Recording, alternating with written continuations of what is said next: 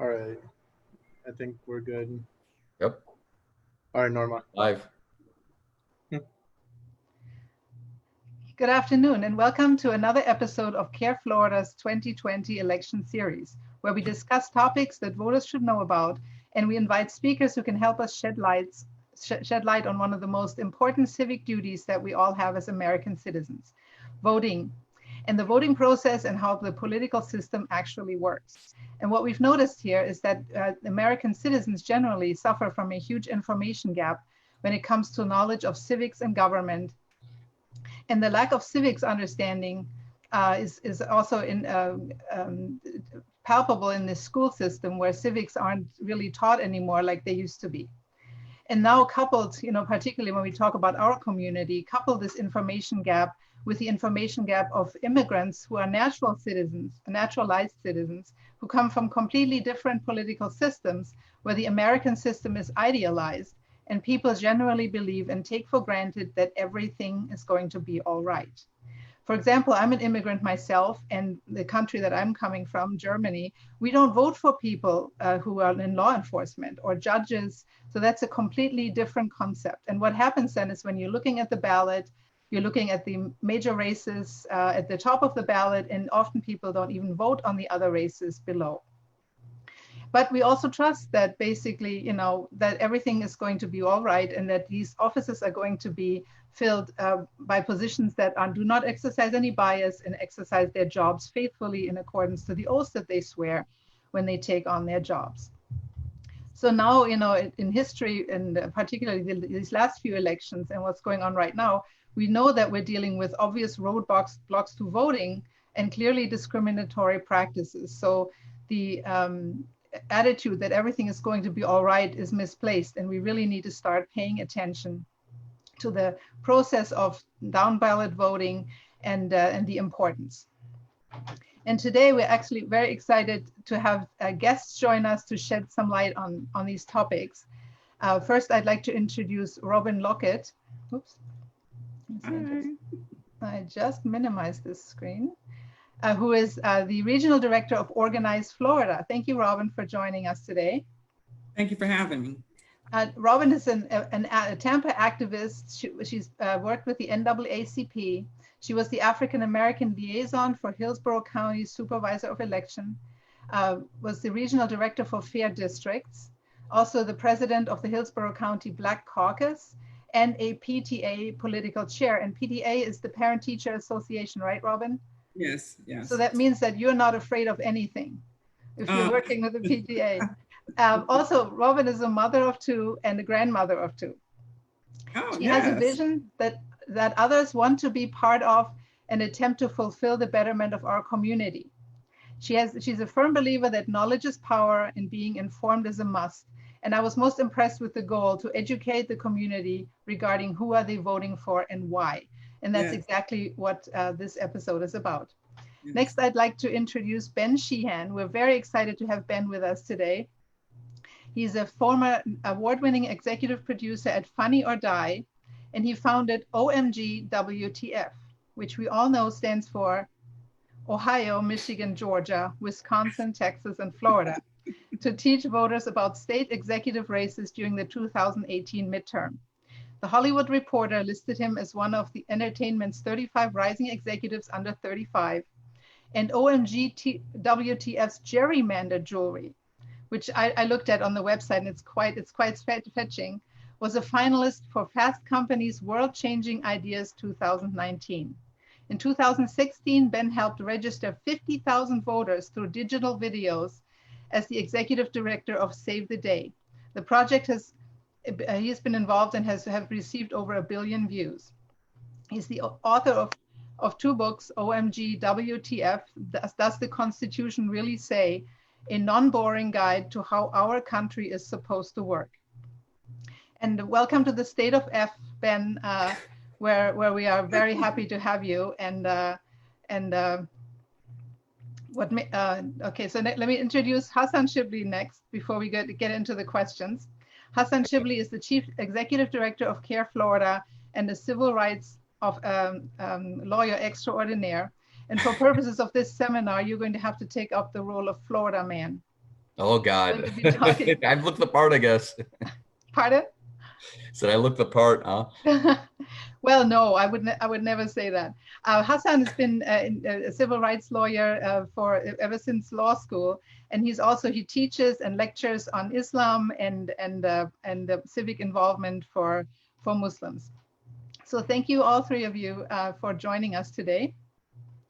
And first, I'd like to ask Ben, OMG WTF, what made you focus on those states, and did that have anything to do with down ballot voting?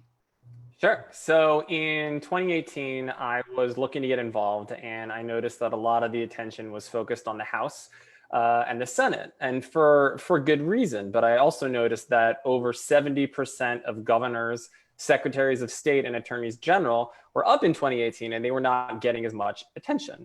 And part of this goes back to the fact that, as we were talking about earlier, we don't really learn civics anymore. It's not a priority. It's not a focus of our public school system like it used to be. And especially when it comes to the state level, if we do get civics education, it's largely about the federal government, but it's a lot less about the state government. So we don't necessarily think that the people who have executive positions in our state, have the massive amount of power that they actually do. So when it came to roles like Secretary of State, at the state level, like Attorney General at the state level, for things like voting rights and really just running fair elections. This is something that we're going to see play out over these next few months. We're already seeing it play out.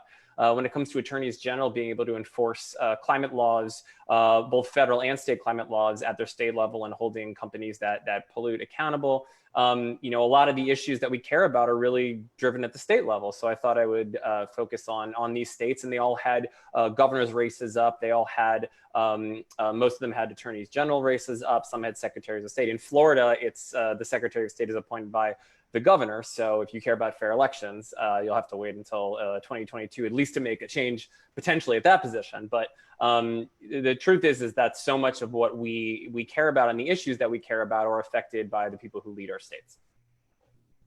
Yeah, it's quite amazing. And I find that when I talk to people often, they don't even know we have a Secretary of State. So that's all very new topics for people.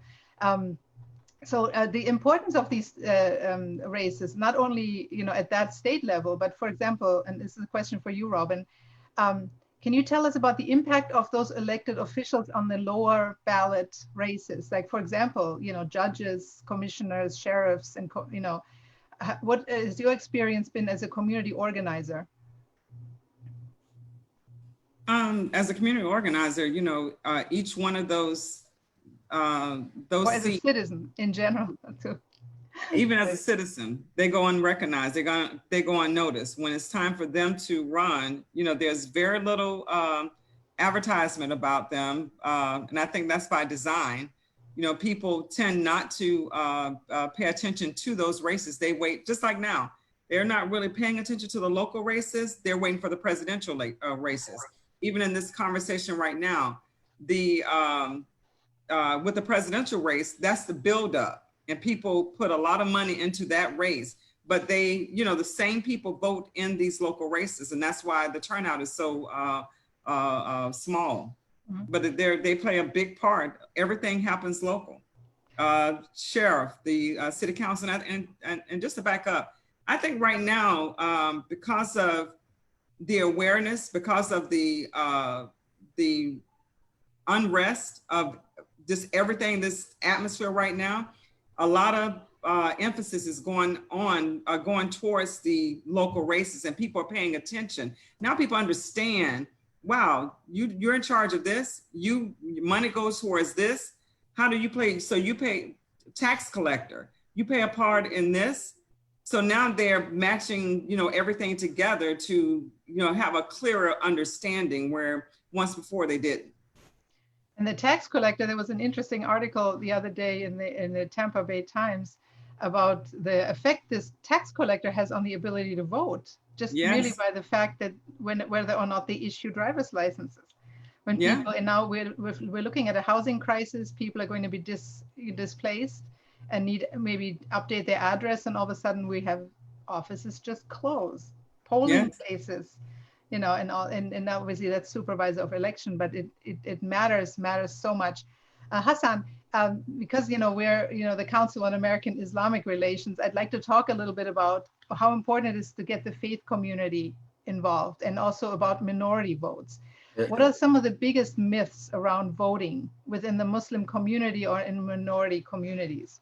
I think people are hesitant to vote because they may believe that their vote may not make a difference, that they don't have an obligation to vote, that it may even be undesirable to vote for corrupt politicians, politicians that stand for positions that are against our morals, our ethics, our values. It could be, things from interests to, unjust and horrific wars overseas. But I think the point that we must understand is if those people who believe in justice and peace and compassion and equity, if we don't make our voices heard, if we're not more involved to promote peace and justice and equity amongst humanity, including utilizing the political process to do so, then the people who are promoting hatred are involved, then we're going to be doomed, because then those that are promoting hatred, that are promoting injustice, they're going to be successful.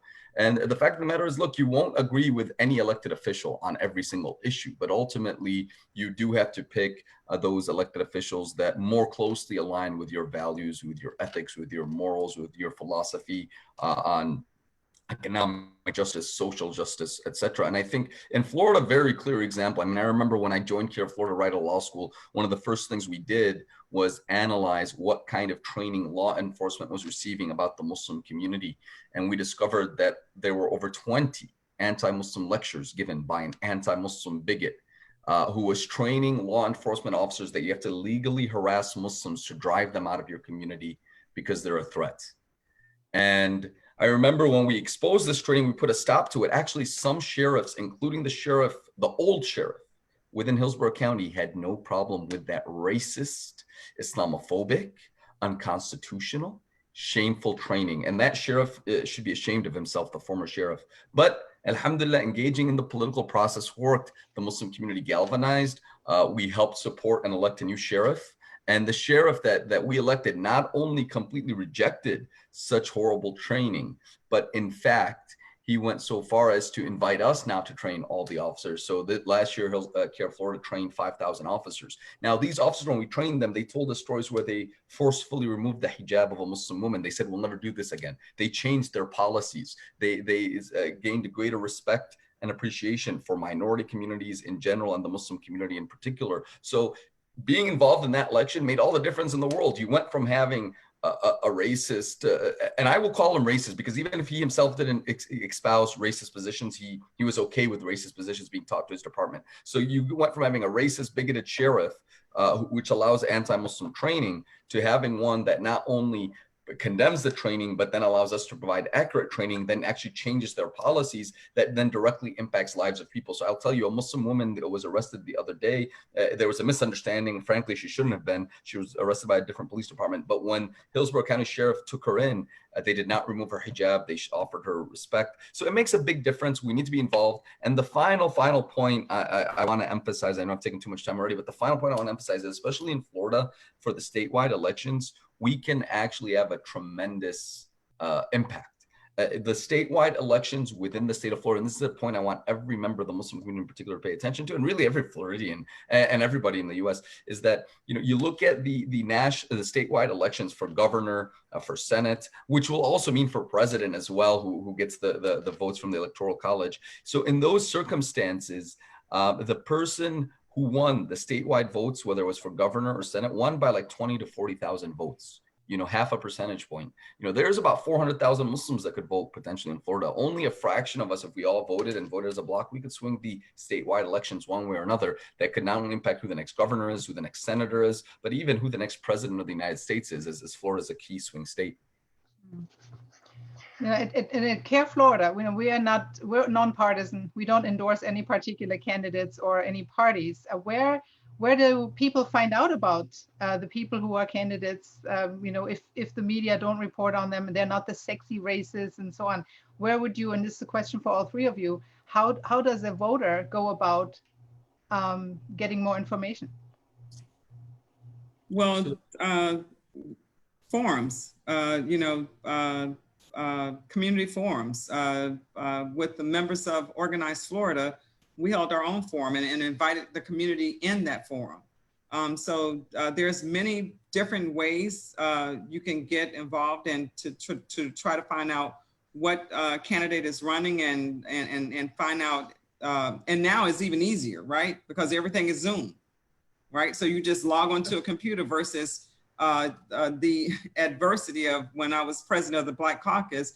You know, I felt during that time when I was president that I wanted one time period for the community to know that there will be an all-day forum. We held an all-day forum with everybody that was on the race, that would show up on the ballot at one given time and one given location in different parts of the community.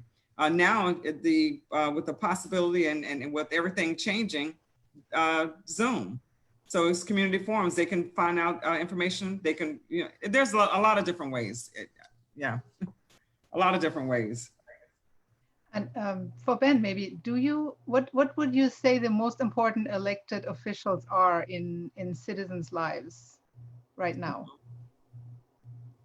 I think you're muted. The most important elected officials in citizens' lives. Well, I would say, I'll say this. So I wrote a book about the Constitution.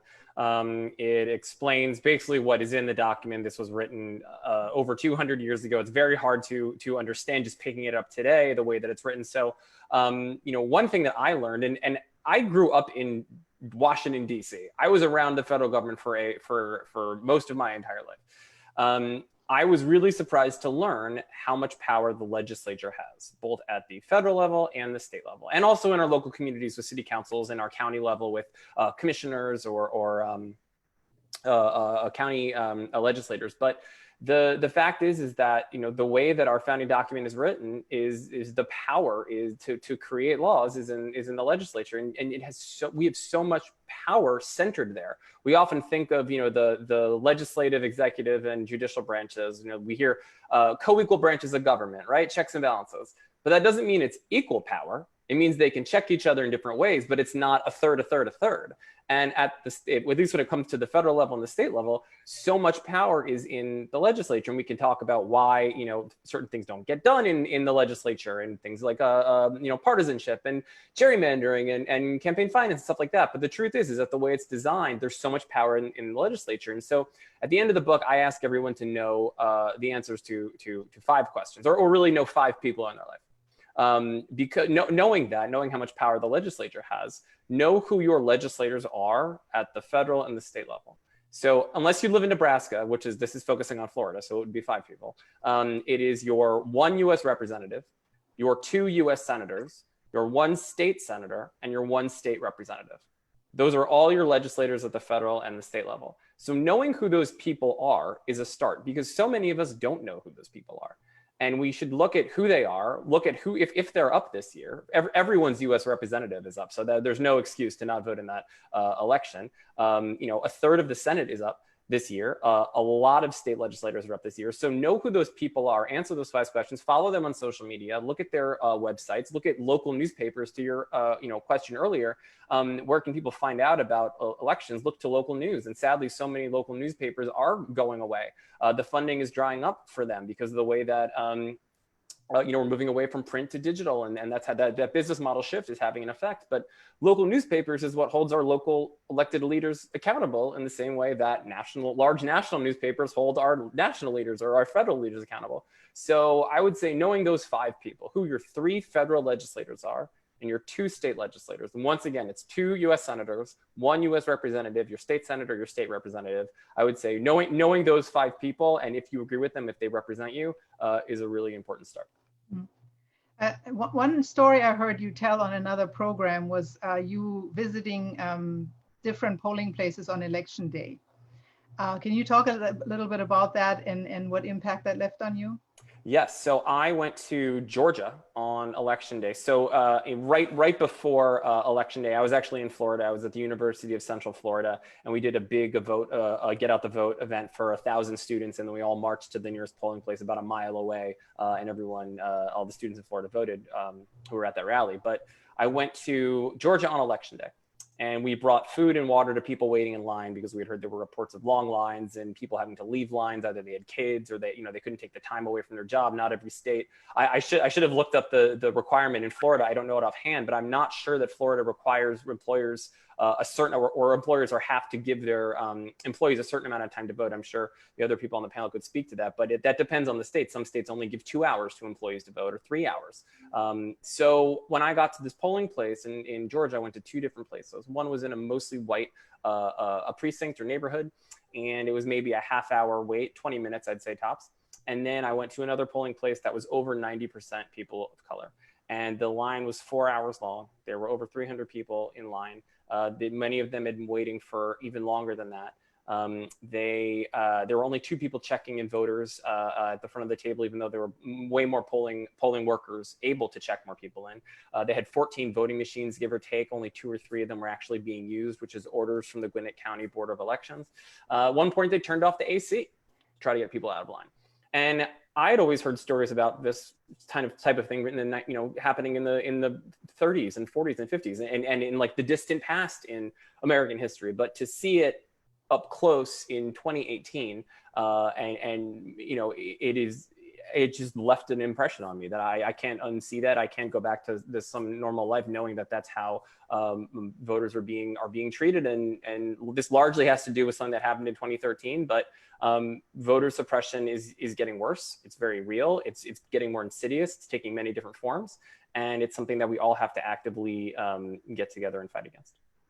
Yeah, thank you. Because that story it's just unbelievable that this is happening in our country. And this is also like the information gap and amongst immigrants, and a lot of our constituents are immigrants. It's almost like we're embarrassed to ask the question, and we don't really feel like, I don't want to, really presume that I should have an important say in these subjects. But I think that recently, though, it's become so blatant that democracy is really under attack, and people have woken up. Have you seen a big upsurge, Robin, in your work with people that wouldn't have maybe previously been interested or involved? Oh, absolutely. With the marches, since the unrest with the marches, a lot of people have become more interested in being involved, being concerned about voting. And you're right, they're blatant. They're not even blatant. They're just open, and they're saying, "Hey, we're going to cheat, and we're telling you guys how we're going to cheat." We're saying it, and we're saying it loud. The impact of what the marches have done, the impact of what people standing out and standing up for what they feel is right for them, that has caused a lot of people to be more aware and to want to make a difference. But they're only wanting to make a difference in the presidential election. They're still not connecting the local elections, as the beginning. So they're excited about the getting, the presidential election, getting Trump out, but they're not connecting those 2 dots that, hey, everything is local. You start now and lead up to, the election in November. Right. And we see this in Islamophobic policies too, and particularly with the destruction of the public education system and the way history is taught. There's actually, and I don't remember the name of the organization right now, but they're changing the school books now to basically blame Muslims for the slave trade. I mean, wow. It's really, really something that needs to be nipped in the bud. But people who don't get involved in the local politics and in the state and school board races even don't realize that they're voting for people who are have a motive of educating people a certain way, which then leads to we need to do some truth telling anyway in our history classes. And so a lot of stuff has to be exposed in history. So much has been downplayed, not told, and so forth. So on with everyone, minorities, the Muslims, the Blacks, just everybody. A lot of stuff is not being told, and the truth is not being told. Yeah, the recently also social media, I think, has had a huge impact on this because, you know, and maybe even being quarantined because you're on social media a lot more than you used to be. But recently, this is an example of law enforcement, back to Hassan's story earlier. The Tampa Bay Rays, you know, a major baseball team here in our area, located in Pinellas County, tweeted on opening day, today is a great day to arrest the killers of Breonna Taylor. Whereas then the sheriff over there took it upon himself to come out publicly, and I don't know if he thought about this much, but basically to say, well, we're going to have to reevaluate if we're going to, cooperate with the Rays in the future.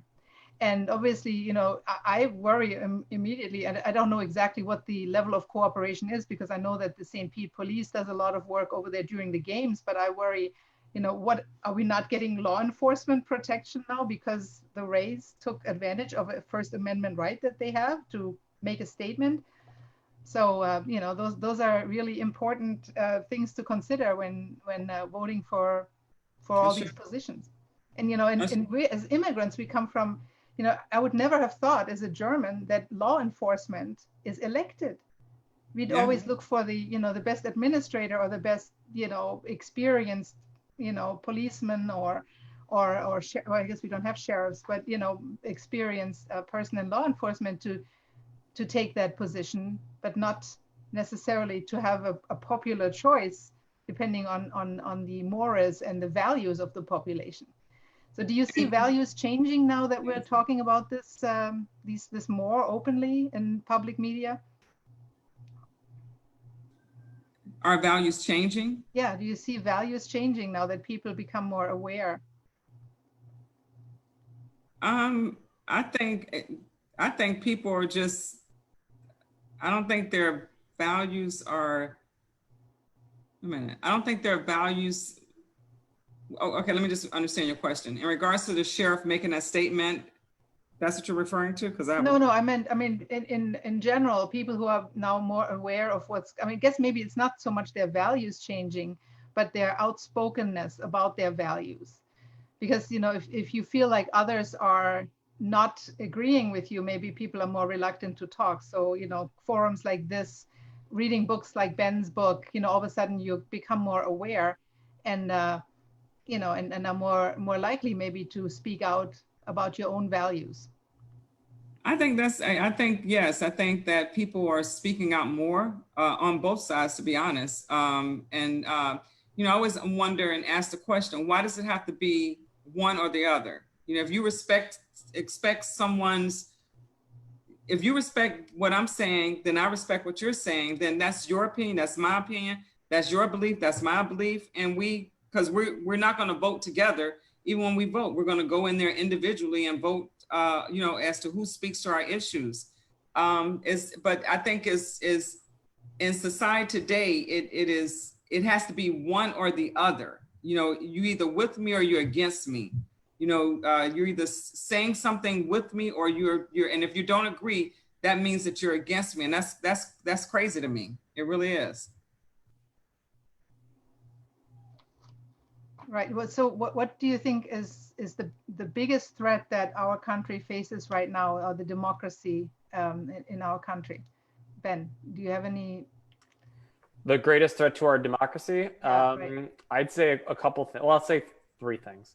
One is that we're starting to learn this. Well, I'll say four things. There's a lot of threats. I don't know what to tell you. Just rank them. I'll rank four in not necessarily particular Okay. order. I'll start in progression. How about that? One is the lack of teaching people how the government works. We spend a lot of time focusing on history, a pretty incomplete picture of history. A lot of chapters have been removed. I think we're realizing that that's been by design, not by accident. I would say that not knowing how the government works is itself its own form of voter suppression.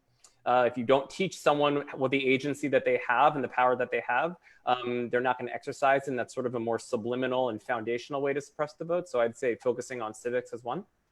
Two is recently in Congress, there's been a amendment proposed that gives people the fundamental right to vote. What I learned in our Constitution is that we actually don't have that. We largely leave it to states to decide who is eligible to vote, and you can't have your right to vote taken away if you're a citizen because of your skin color, because of your sex, because you're 18 or over, but you don't fundamentally have the right to vote. So I would say a proactive voting rights amendment granting people the right to proactively vote would be 2. 3 is anti-gerrymandering. This is the last chance we have to elect leaders who are going to draw fair lines for the next 5 election cycles until 2030. And that's, for anyone not familiar with gerrymandering, it's the process of drawing districts so that certain races are non-competitive and people are basically able to ensure their own elections. So yeah, I particularly like the pendant you have that exempts the city of Jacksonville. Yes, we did a initiative called Gerrymander Jewelry. You can go to gerrymanderjewelry.com. We have pins shaped like and necklaces shaped like some of the worst gerrymandered congressional districts in the United States, all very real shapes. And I'm looking for earrings, though. I think. Hopefully we won't have to make those, but maybe we still will. So anti-gerrymandering would be 3, and then 4 would be publicly funded elections. These are sort of the root foundational causes. These are sort of the democratic rots at the core, and they've existed for a long time. We've never fully addressed them. And I think we're all waking up to it in a certain way about how much is sort of systemically broken. So I would say focusing on civics, I would say a constitutional amendment giving us the right to vote, a constitutional amendment banning gerrymandering, and then switching to publicly funded elections. I think those 4 things you would see a drastically different country. Right, because when I look back over the last few years, you've seen Jurassic Park, right, where the raptors are testing the fence over and over and over. I feel like the administration has been doing this with the limits of the Constitution. It's like the raptors got out, and it wasn't pretty. So I think that's one of those worries that I have, and also knowing history where I come from, the different steps that have been taken is the Reichstag moment, for example, when the martial law was imposed on Germany, and things went downhill from there. And I'm seeing all these the curtailment of academic freedom, for example, which is one of the issues that also affects the Muslim community. For example, last year a law was passed in the state of Florida, unanimously, by the way, that makes it adds religious discrimination to one of the prohibited discriminations in the K through 20 school system, but it also defines anti-Semitism as criticism of Israel. So organizations like the Students for Justice in Palestine, all of their activities are potentially now a violation of Florida law. And so, when you're talking about Muslim parents that don't want, their children being stigmatized right away from, basically school into their professional careers, that's a huge issue. And the person who presented this bill, basically wrote, and this is all public record, wrote to his friends at Alex saying, oh, now the Students for Justice in Palestine, they're going to be treated like the KKK on Florida campuses, which is, shows the motivation behind the law really had nothing to do with protecting our Jewish brothers and sisters from discrimination, but rather going specifically after a Muslim student organization. And so, those are the kinds of, and that's just the Florida representative that is, this introducing model legislation in the state of Florida that is, framed, and now they're doing it in New Jersey, and CAIR is looking at it there as well. So all of these issues, they have a very direct effect on these decisions that are made by people. They have a very direct effect on the lives of the community. How do you think privilege? Because sometimes I wonder, it's not a problem for me, therefore why do I care?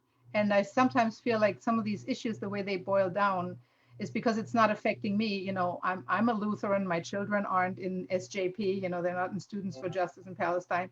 How do you think not being a member of a historically marginalized community affects people's interest in down ballot voting? Do you think that makes a difference whether people feel like they're affected or not?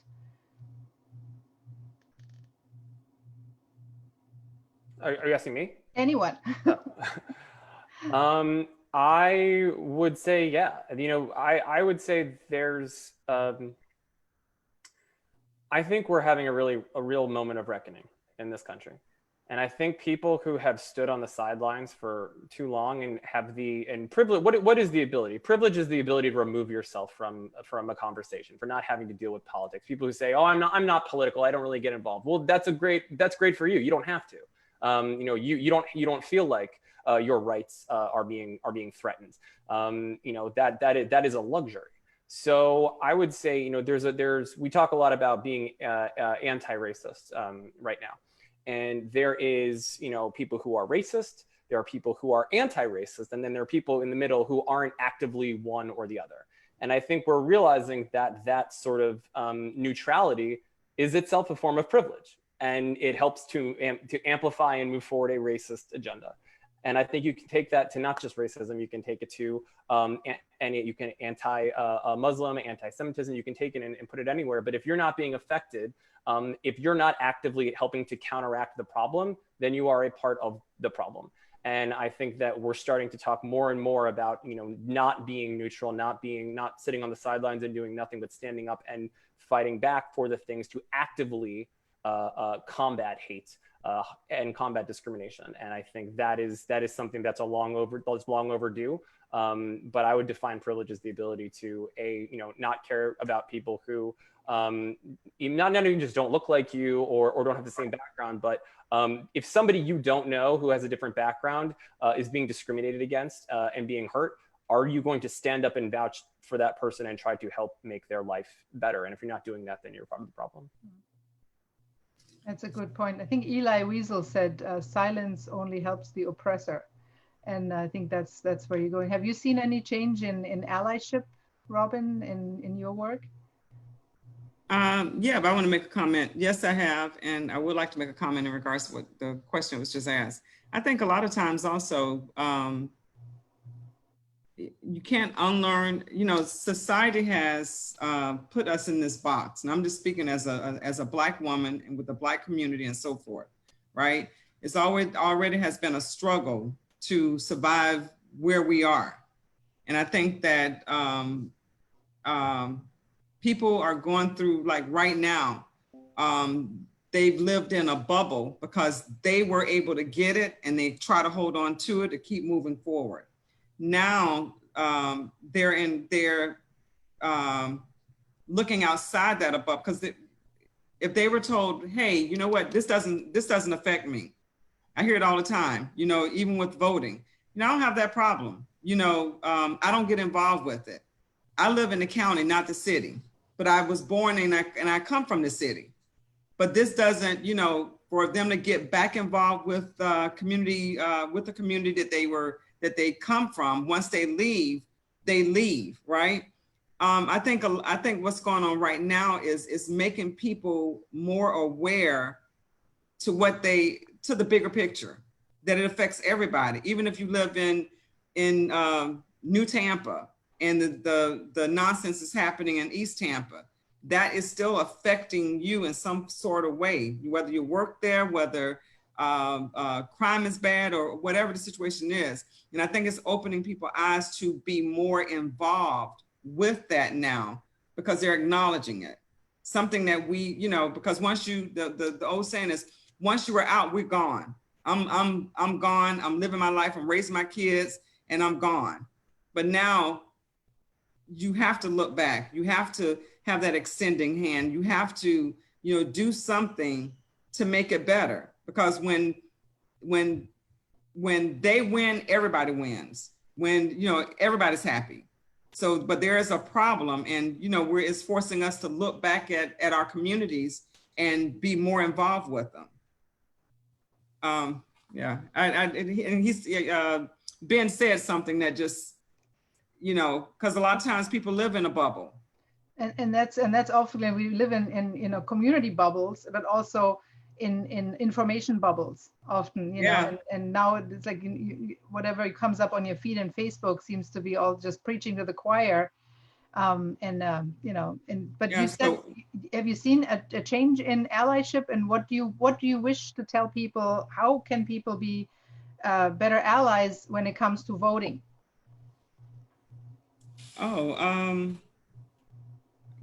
Being a great ally is just you know, and I don't like to use the word education because everybody's educated to a certain, even if they know about voting, but just providing more information, you know, being able to provide solid information. What we're doing here, you know, you know, just connecting the dots, because more information has to be provided, more information has to be consistent, more empowerment has to be done, right, for the communities to come out. But just like what we're doing here, when we host an event, we bring our allies together, and for the people we may miss, they may grab them. You know what I'm saying? So it's very, very important, and it's improving. People are coming together, wanting to make something happen, and we're all saying, hey, we all have the same voice, right? We're fighting for the same thing. So now we're coming together as in collaboration, right? As a unit. Mm. And we just have to consistently do that, because we were separated for a very long time. Still saying the same thing, but saying them in different groups. Right. But now if we're speaking one voice, one language, you know, it's better, it's more powerful. The fist is more powerful. That's so true. And when I was growing up, and I was born in the 60s in Germany, in high school, we were taught that America had it all figured out.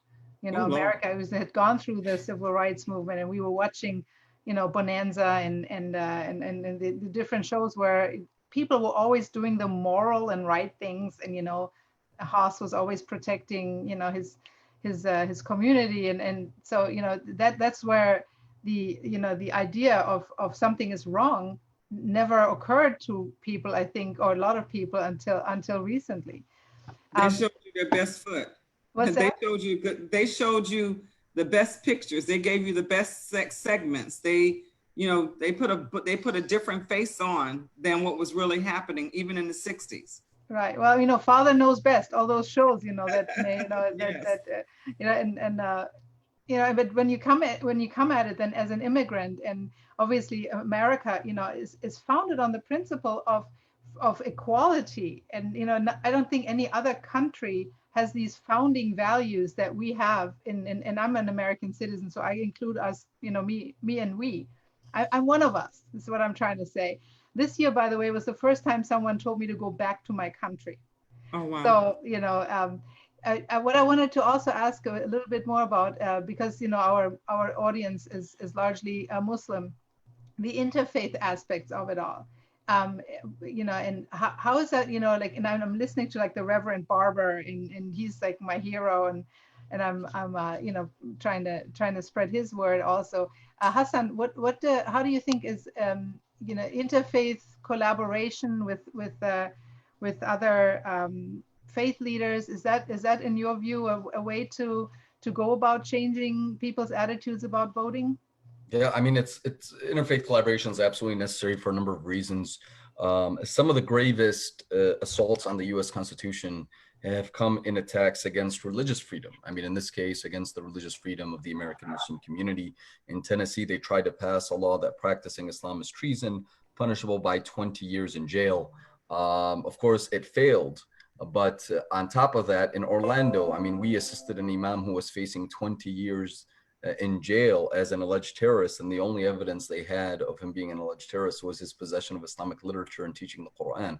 And I remember yelling across the courtroom. I didn't care. I literally yelled at the U.S. attorney, the top federal prosecutor at the time, said, "What the hell are you doing?" I said, "You're destroying the Constitution for everyone. And if you're able to get this man, then you can get all of us as the Muslim community. And if you can get all of us as the Muslim community, then they can get your children as well. They can get everyone. When one group loses its rights, you know, the cliche, it's very cliche, but it's true. We all lose our rights.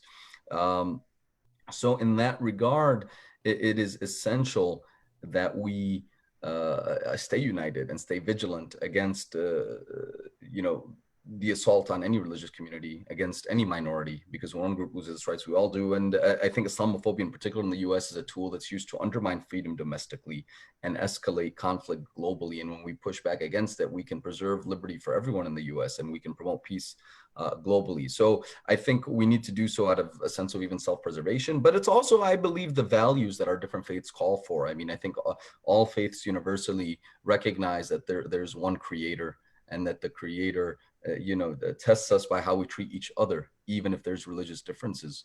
And I think we share values in terms of standing for the poor, the needy, the oppressed. And we have an obligation. I will say, I can speak on behalf of the Muslim community. And I know as a Muslim, I have an obligation to stand up for Jews, for Christians, for atheists, for all people who face any injustice and any suffering. That's an act of worship. And when you vote with the intention of assisting the poor, of promoting education, of promoting justice, then that is of the greatest acts of worship. When I pray in the mosque, that only benefits me. When I go and vote for elected officials that may assist the poor, that may stand against corruption, then that's benefiting society as a whole, and could even be more rewarding than just extra prayers, in the mosque at night. And what is going on then in Florida? Is there, like, we're cooperating with the Florida Council on Churches and other groups? Have there been any initiatives that people can get involved in? Yeah, I mean, there's a lot of great initiatives, and I think if Rania from the CAIR Florida teams is on, or Nadim, they can speak about some of the interfaith opportunities. But what I've been very proud about CAIR Florida, I mean, even we practice the diversity we preach. So yeah, CAIR Florida itself, I'm Muslim, our second in command is Christian. We have different people from different religions coming together to work together. And so internally we're very diverse, but then in terms of the people we help, very diverse. About 25% of our clients are not Muslim, but then we're a part of a number of different initiatives and programs working together. So if you're interested in it, definitely contact the CAIR Florida team. We can connect you with the right groups and the right people in your local region across the state. Okay. Ben, I'd like to talk a little bit more about gerrymandering, because that's something that I was not aware of as a immigrant coming to this country. I'm always thinking, okay, counties, states, boundaries. How does that affect it? And then of course people say, well, all parties do that. Is there a general pattern that is executed in these gerrymandered districts? Sure. So basically how it works, and this is another opportunity. So in addition to the Constitution book, there's a journal called OMG WTF the Gerrymandering. If you want to write your grocery list while you find out ways that people are chipping away at our democracy, this is for you. I would say for gerrymandering, basically every 10 years, we are required by the Constitution to take account of the population. And what we do with that data, what we do, meaning the government and state governments and local governments, is we count the population. And originally this was to do two things. One was to find out how many representatives in the US House each state gets. And the other was to see how many people were in each state, because we used to pay taxes per person the same amount. We have income tax that's based on the amount that people make now, so it's not really as relevant. But the other thing it does is it finds out how many people live in each community, and we use that information to decide how much money to give those communities when it comes to disaster relief, when it comes to anything that is needed proportional to how many people live in that communities, though in those communities. So if you are not counted in the census, you could be losing money from the government to fund your community. So that's sort of the basis behind it. And when it comes to deciding which districts our representatives are in, and again, this is not just for the US House, but it's also state houses and state senates and school board and county officials. Any election that's dependent on a district, basically an area of land or a portion of the population that person represents, those are redrawn every 10 years. And the way that it's done is mostly, in most states, it's done by the state legislature. So what that means is that whatever party is in control of the state legislature can draw it in a way that benefits that party. So what are those ways? Well, there are two primary ones. So I'll talk about those. One is called packing, which is drawing the lines to pack voters of a certain political party into one district, and another so that their votes matter less throughout the other districts. The other way is called cracking, to draw it so that those groups of voters are only a numerical minority of each district. And this is also tied in many ways to race. I mean, there have been examples where it does go both ways, right? So there are some Republican state governments who gerrymander people of color, and they say they're doing it because they're Democratic. But how are they doing that? They're looking at people and communities by the color of their skin, assuming they vote Democrat, and then gerrymandering them. And to gerrymander based on race is illegal. It's a violation of the 15th Amendment. It's a violation of the Voting Rights Act. But the Supreme Court hasn't ruled on this because it's saying it's being done by a political party, which is a really careful nuance that has allowed people to gerrymander. But it's also done the same, the opposite way. My home state, I grew up in Maryland. My home state is gerrymandered by a Democratic-held legislature to disenfranchise Republican voters. In fact, we have what is called, if you look up Maryland 3, just type in Maryland Congressional District 3, it looks like an insane spider. It's one of the worst, if not the worst, gerrymandered district in the country. We tried to make jewelry out of it. We couldn't even do it. It kept breaking. It would be great for Halloween, though. I guess it would. Spider earrings. I mean, scary for many different reasons. But I would say that we have this opportunity to elect state legislators who are going to draw the lines in 2021. So we take the data from the census in 2020. We're going to draw the lines in 2021. So this is the last chance to elect people who are going to have that power. And this is sort of a fundamental way to suppress the vote. If not teaching civics is like the very beginning of voter suppression, gerrymandering is the very end, because these people who have voted have registered to vote. They've turned out to vote. They've cast their ballot, and then what it is, it's taking the ballot and saying, oh, it doesn't really count because we're making these elections uncompetitive in the district. So it's a form of voter suppression at the very end of the process. So pay attention to your legislators and your governor, because those are the people who are going to be drawing the lines. Make sure they're fair. And that brings me to the Electoral College, kind of, because that's another concept that is completely foreign, literally foreign to the immigrant community. How does that impact, for example, the state of Florida? The Electoral College. Well, Florida has 29 electoral votes. It has 27 representatives and 2 senators. So the way that the Electoral College works is that those are added together, and that's the amount of electoral votes, which are people, by the way. Electoral votes are people. They are electors who cast votes. But it's a very, in my opinion, undemocratic, small d, way to have an election. In fact, it's a way, originally, it was a way to empower, to give slave-holding states power in electing the president, without giving the people they were enslaving the ability to vote.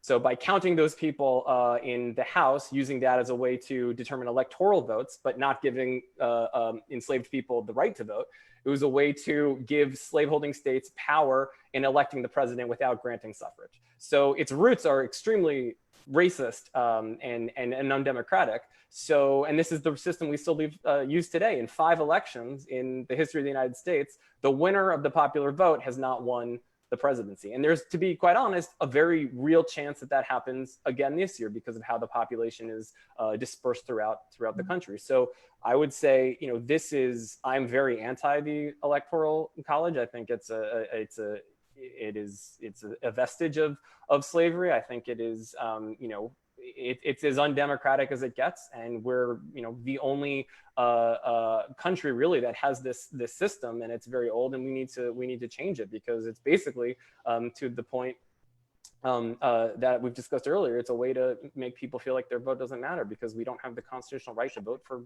president. By that same rationale, shouldn't they want to count undocumented immigrants in the census then? Because wouldn't it also then increase the or does that not make any sense? No, the census counts the residents of the country. Whether you're a documented or you're a citizen or you're not, you're counted in the census, and you're counted evenly. Using the citizenship status question, I think it's pretty well documented as a way to get people to not participate in the census, right, so that their communities are deprived of representation and money. So I would say that this idea of citizenship related to voting is kind of new in this country. For the first 100 years of the United States, people who weren't citizens voted in federal elections, in state elections, and local elections. Today, in a number of local governments in Maryland and California, non-citizens vote in their local elections. They can vote in I did not know their that. city. They can vote for their school board. It wasn't that controversial for the first 100 years of America that non-citizens could vote. And then since 1926, when Arkansas became the last state to ban non-citizens from voting, because again, voting's really done at the state level, or who can vote. And it's only been since 1996 that there is a federal law criminalizing non-citizens voting in federal elections. So this whole idea of people who aren't citizens, that we never intended them to vote is a lie. It's whitewashed. And it's something that if you read the Constitution, it just flat out doesn't say. Well, it seems like we should all read your books and get more information about that. And actually, I like the approach you're taking, because I can look at it and read it, and I don't feel stupid reading it, because I just feel informed. And I think your website is omgwtf.vote. That it has is, actually. Yeah, so it's OMGW. I love saying that, knowing it means Ohio and Michigan and originally it does. Now it stands for a different sentiment. But also on Instagram, we talk about overlooked history. We also give government explainers. So really, we're most active on Instagram. So for anyone who wants to learn more about this stuff, follow us there. Well, thank you. We only have a couple of minutes left. Robin, you look like you wanted to say something. Just wanted to ask a question in regards to the, what do you think? Do you think it, with the Electoral College, do you think that will be changed, or what will be the process to get it changed? Is it a petition that we have to do to get it amended, or what do you think? I hope you're not asking me. Okay, good. You're asking Yeah. There are two ways that we can change the Electoral College. One is with a constitutional amendment, and this happened in, I think it was 1970. The House actually passed a constitutional amendment to fundamentally change the Electoral College, and it died in the Senate. But it would be a constitutional amendment to change how we vote for president. But there is a workaround that doesn't require an amendment, and it's called the National Popular Vote Interstate Compact. And basically what it is because states largely run how they vote, how they choose electors. It says that whoever wins the popular vote, that state is not going to give their electoral votes to the winner of the vote in their state. It's going to give their electoral votes to the winner of the national popular vote. And in order for this compact to take effect, enough states would have to sign on where their electoral votes total 270 or more. Right now, I believe it's 15 states and about 196 electors. So you would need a few more states, but that would be one workaround. And that might get challenged in court because there is a part of the Constitution that says you can't make compacts with another state, but they really intended it in the sense of like, North Carolina and South Carolina can't team up, call each other Carolina and invade Georgia. I mean, it was really like a defense thing that they were intending. So it might get challenged in court, but the reality is that this would be, if enough states sign on where it hits 270 or more, this is a way to get around the Electoral College without a constitutional amendment. But it would have to be one of those two ways. That's just another reason to be interested in down ballot voting, because the policymakers who choose to support these kinds of initiatives obviously, are the ones who then make those decisions. And just another reason to be more interested in our state representatives and senators. I want to thank you all for joining us, and our hour is up. And I wanted to thank you. Do you have any parting words for our audience? Anyone? Well, Hassan? Yeah, I know. I mean, I want to thank our guests. Thank you for the great work you're doing. And I want to, thank everybody who attended this presentation and ask you to all to share it. And please make a commitment, a culture of voting. Make sure you've already been registered. I think the deadline was tomorrow, something to register by mail. So make sure you vote to register by mail, or register to vote and register and vote by mail. And go vote early if you haven't mailed in your early ballots once the early voting begins, and call all your friends. I mean, call everybody you'd invite over for lunch or for dinner or for a house party and say, hey, did you vote? In fact, pick them up, carpool. We can't afford to have just more bigots and racists elected into office, quite frankly, and there's enough of them running across the country, including in Florida. I mean, Laura Loomer, got banned from Twitter and Facebook and even sued CAIR, and she's even running for office. So you got a lot of wackos running for office. Obviously, we don't support or oppose any elected anybody running for office. But again, and I'm not going to tell you to vote for, but do your own research and get out there, make your voice heard. And frankly, I do want to hit home the point that Ben mentioned, and also Robin, that when you don't vote, it really is a reflection of a privilege, that you don't really recognize what's at stake. And it may be because you either you don't see how you're directly affected by it. And often as a civil rights attorney, I get really upset when I have friends or people that I know that say, oh, they don't really, it doesn't make a difference, or they're all the same, this, that, and the other. I'm like, dude, you're not doing the civil rights cases. You're not dealing with the impact of having racists elected into office. So of course it's easy for you to say it doesn't make a difference. What I'm telling you as a civil rights lawyer, it does make a difference. That I know when my workload goes up and down based on who's elected. So for the love of God, and just so I can have some more time to enjoy with my friends and family, please vote and vote the racists out. Thank you guys. God bless you. Thanks. Yeah, I also want to, it's time, right? It is time. Vote early. Early voting has begun here in Tampa. And I think to request a ballot ended yesterday at 5 o'clock, if I remember correctly. But this is a test run for November. What's going on right now, how we handle this, is a test run for November. So take 10 people, practice taking 10 individuals.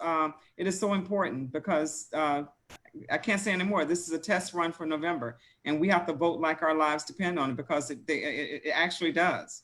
A lot of things can change. We're becoming more informed on what a politician, what that seat does. We have expectations, and we're now expecting the politicians to do what our will is, not for them to get in and do what their will is. So, I'm proud to say that our eyes are opening, but we have to go a step further into action.